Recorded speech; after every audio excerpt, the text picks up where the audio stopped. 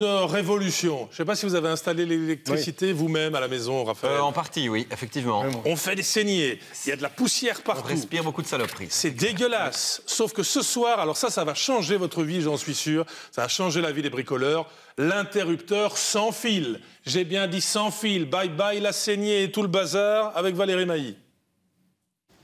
Vous en touchez des dizaines au quotidien, sans même plus vous en rendre compte. L'interrupteur, cet objet apparemment banal, vit une véritable révolution. Il devient sans fil. Le gros avantage que vous allez avoir, c'est justement de pouvoir placer vos interrupteurs après avoir placé votre installation. Donc vraiment en fin de parcours et de programmer l'interrupteur suivant vos besoins. Par exemple, ajouter un bouton panique dans la chambre à coucher. On peut imaginer d'avoir un interrupteur qui va enclencher X éclairage dans son habitation. Tout d'abord, l'interrupteur sans fil va changer beaucoup de choses pour le bricoleur ou l'installateur. Plus de poussière, plus de travail acharné contre les éléments pour encastrer des fils. Le gros avantage ici, comme vous venez de le voir, c'est que vous pouvez installer l'interrupteur où vous voulez dans la maison. Le gain en termes de temps de travail est considérable. Pas de fil pour les interrupteurs, ce serait 80% de saignées en moins pour une installation. Bref, cette technologie n'aurait que des avantages. Voyons plus loin quand même, derrière le cache en plastique, comment cet interrupteur fonctionne-t-il ? Lui n'envoie aucun signal, donc il n'y a aucun champ magnétique tant qu'on n'a pas appuyé sur l'interrupteur. Et en appuyant sur l'interrupteur, c'est vraiment un fragment de seconde qui lui envoie le signal. Et ce signal est déjà 100 fois moins nocif au niveau champ magnétique par rapport à un interrupteur classique 230 volts. Vérifions quand même par nous-mêmes. Nous avons fait appel à un expert en mesure d'onde pour réaliser nos propres mesures. Le premier intérêt de cet interrupteur, il n'y a plus de champ électrique permanent. Exemple, avec cette lampe de chevet, elle est éteinte, mais elle émet quand même un champ électrique.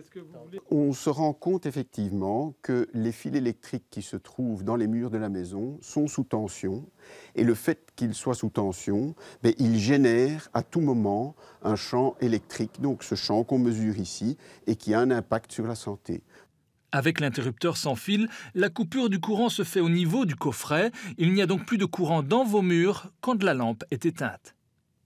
Mais un signal est émis au moment de l'allumage. Il s'agit maintenant de mesurer cette onde. Notre expert cherche un endroit adéquat. La cave conviendra mieux. Il y a trop de pollution électromagnétique en surface. Ce qu'on a pu mesurer ici, c'est que la puissance émise est très faible et donc le champ au niveau du corps humain est en dessous, en tout cas, des études qui confirment certains problèmes sur la santé. En plus, l'onde n'est émise qu'au moment où on pousse sur l'interrupteur, et ça pendant 0,6 secondes. Donc ça veut dire que c'est très différent de toutes nos sources de pollution telles que le Wi-Fi, les smartphones, et qui eux conversent tout le temps. Ici, moi je dirais que c'est une bonne solution. Pour le moment, cette technologie coûte encore un peu plus cher que l'interrupteur traditionnel. Pour l'installation complète d'une maison, comptez environ 1 millier d'euros en plus. Mais au vu de ces nombreux avantages, l'interrupteur sans fil devrait très probablement à terme éclipser l'interrupteur traditionnel. Je rigole pas, ce truc m'excite depuis ce matin. C'est révolutionnaire, hein, Hubert. Oui, mais... Oui, c'est ça.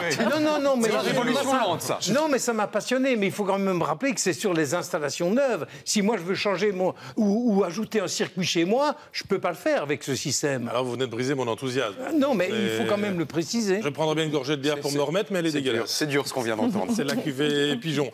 Et on va